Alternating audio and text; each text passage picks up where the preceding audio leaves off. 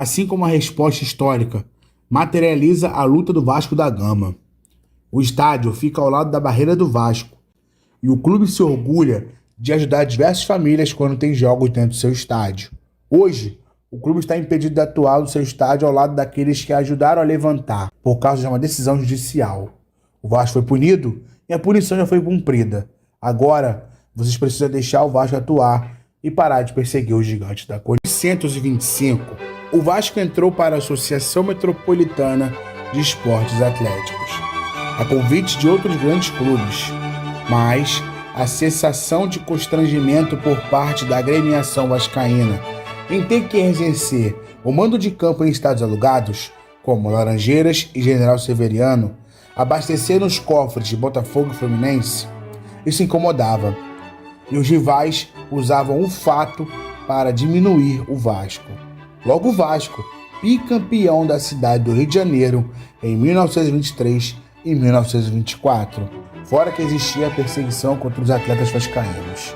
Então, era preciso dar um basta definitivo, de modo que pudesse prevalecer a política de assimilação vascaína.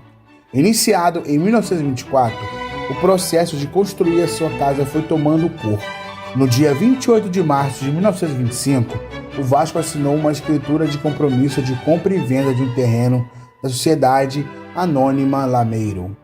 Era uma área de 65.445 metros quadrados, no bairro de São Cristóvão, em um local conhecido como Chacrinha do Imperador, sendo a rua São Januário uma das principais vias de acesso. Este foi o principal espaço adquirido para a construção do estádio do Vasco da Gama. Os representantes do Vasco, no ato da assinatura, foram o presidente do clube, o comendador Antônio de Almeida Pinho, proprietário da Fundição Progresso, e o primeiro diretor de esportes terrestres, Manuel Joaquim Pereira Ramos. Adquirido o espaço, era preciso erguer o tão sonhado estádio. Portugueses e brasileiros se uniram em prol do ideal de construir o maior palco de futebol nacional. Houve uma campanha histórica para a construção. As três principais ações nesse intuito foram uma campanha para atrair novos sócios, que ficaria conhecida como Campanha dos 10 mil, as contribuições individuais de vascaínos e vascaínas e o lançamento de títulos de crédito ao portador. Iniciadas as obras, o processo de erguimento entrou em ritmo acelerado. Era a primeira vez que o Rio de Janeiro e o Brasil experimentavam uma obra dessa envergadura, destinada ao esporte, mas especialmente ao futebol. Os vascaínos tomaram como decisão construir o maior estádio nacional para acolher as partidas. Dessa forma, o Vasco da Gama mostraria aos seus rivais, de uma vez por todas, o tamanho de sua grandeza. A inauguração do estádio estava prevista para 10 de abril, tendo como Vasco adversário a equipe de Montevidéu Futebol Clube do Uruguai. Entretanto, a Federação Uruguaia não autorizou. Dessa forma, a estreia do Gigante de Concreto foi remarcada para o dia 21 de abril, sendo o novo adversário o Santos Futebol Clube. Pouco mais de 10 meses depois do lançamento da pedra fundamental, o Vasco dava ao Brasil o maior estádio da América do Sul.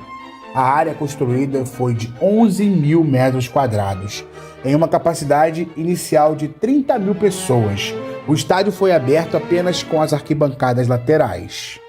Inicialmente, projetado para ser fechado, o estádio vascaíno teve mais uma fase concluída naquele ano.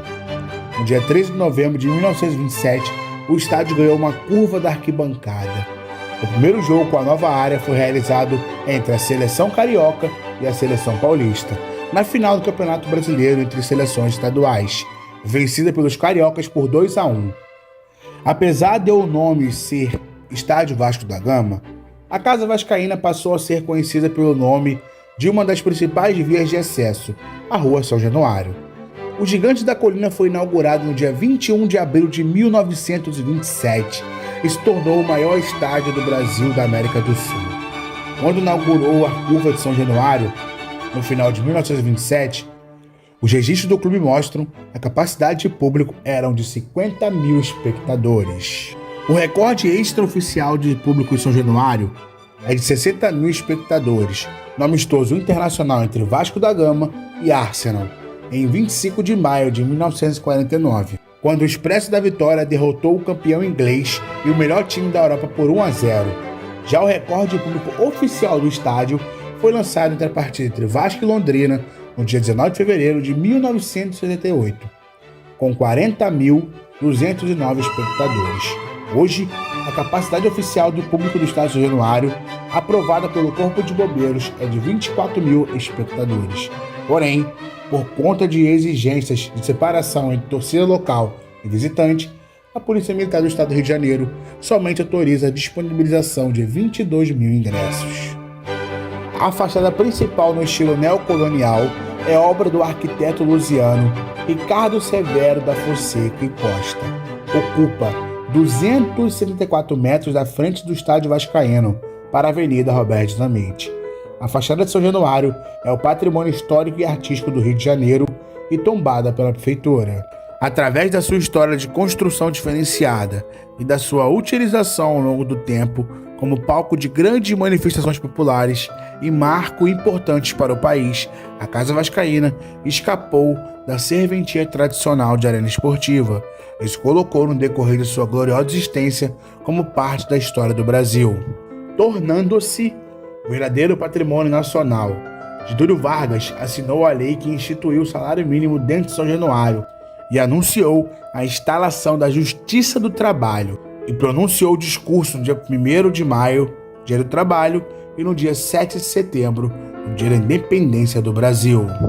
Roberto Dinamite faleceu no dia 8 de janeiro e a Prefeitura da cidade do Rio de Janeiro homenageou o ídolo como artilheiro do Vasco, renomeando o Lagradouro Público em frente ao Complexo São Januário.